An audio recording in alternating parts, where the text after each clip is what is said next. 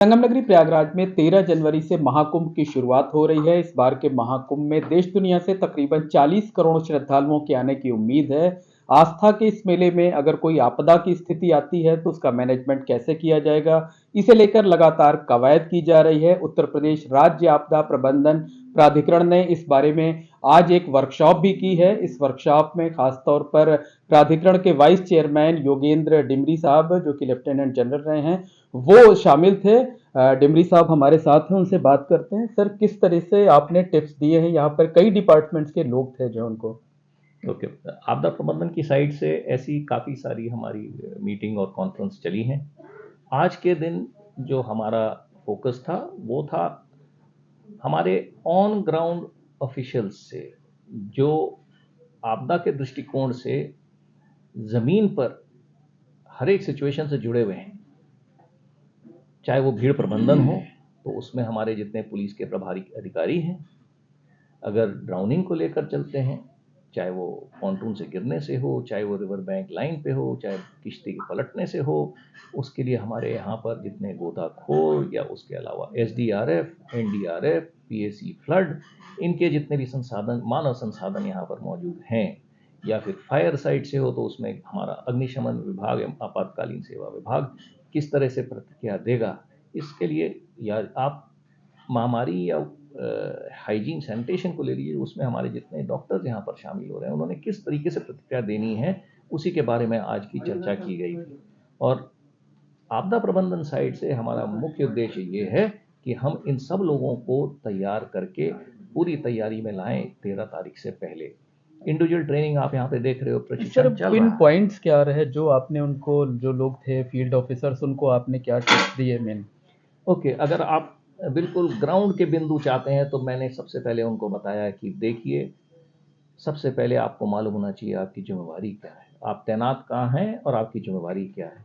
Number 2, आपका sector या आपका जिम्मेवारी का इलाका क्या है। नंबर 3, आपको क्या अपने पूरे इलाके की जानकारी है डाउन टू लास्ट मीटर। क्या आपको आपके इलाके में जो संसाधन हैं, चाहे मानव संसाधन हैं या इंफ्रास्ट्रक्चर के हैं, चाहे संचार के हैं, उसके बारे में पूरी जानकारी है। और अगर है तो फिर आप अपनी टीम को इकट्ठा करिए और इनके साथ बैठ के चर्चा करिए कि आपके सेक्टर या जिम्मेवारी के इलाके में क्या क्या आपदा का सिचुएशन बन सकता है। अगर सिचुएशन बनता है तो आपने डिस्कस करना है कि इसका आप समाधान कैसे निकालेंगे। आपको जो चीज़ चाहिए उसकी पूरी दे दी गई है आपको। मतलब जो संभावित चीजें हैं उनका होमवर्क पहले से कर लिया जाए, उनकी मॉक ड्रिल पहले बिल्कुल से सही कर ली बोला जाए। आपने, मेरे शब्द क्राउड लिए हैं। क्राउड मैनेजमेंट कैसे करेंगे सर? क्राउड मैनेजमेंट जो है, मैंने अभी और कोई भी पूछ रहा था, बताया था बाहर कि इसमें सबसे बड़ा जो हिस्सा है वो है आपके अनुभव का।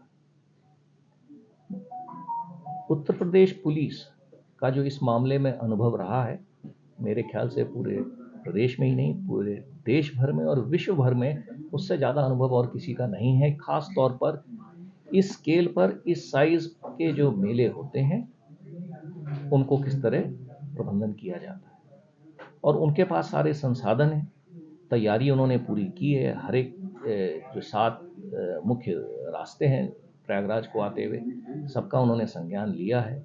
सब पर क्या क्या तैयारियां करनी है उनको ज़मीन पर ला के रखा हुआ है।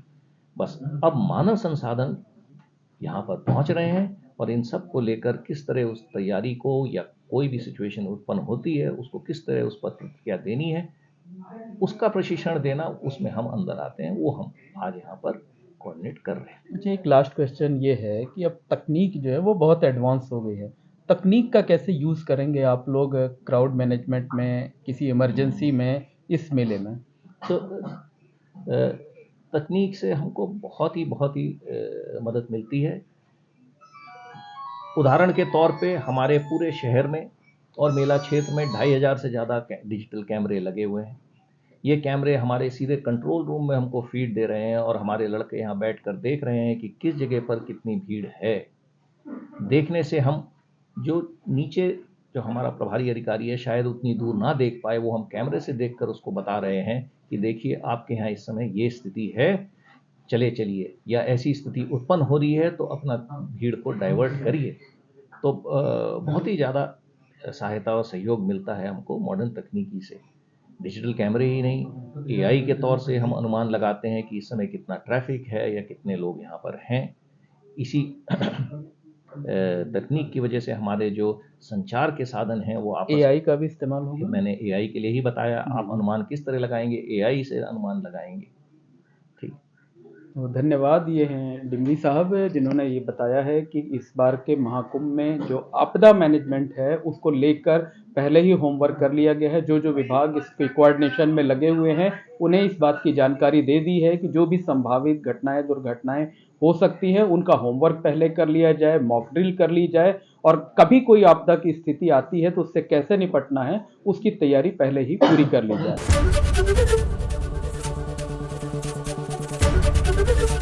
एबीपी गंगा, खबर आपकी, जुबान आपकी।